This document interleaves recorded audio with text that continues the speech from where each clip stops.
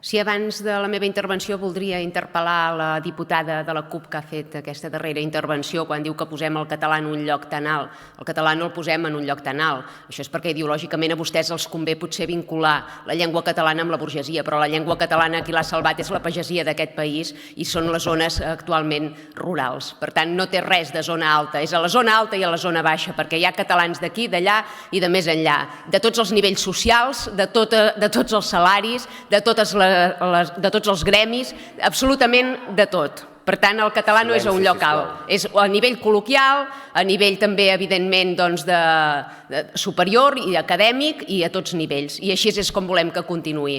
A casa, als carrers, a les escoles, a les universitats i sobretot també a les institucions i, evidentment, que tots els serveis públics d'aquest país atenguin en català amb l'exclusivitat que es mereix.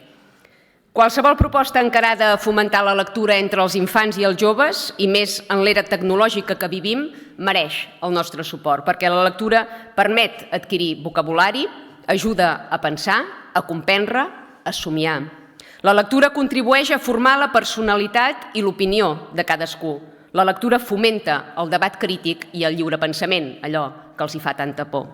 I és un hàbit que, si no es fomenta de petits, difícilment s'adquireix d'adults. Per tant, absolutament favorables a implementar les mesures previstes al Pla Nacional del Llibre i la Lectura i, si convé, a ampliar-les.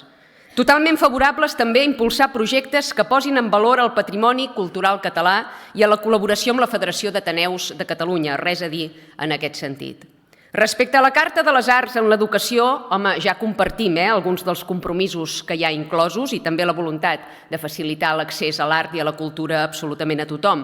Però el que no podem compartir és aquesta dèria malaltissa de trepitjar la cultura natural i pròpia d'aquest país promovent la interculturalitat que ens han imposat a cops de llau immigratori.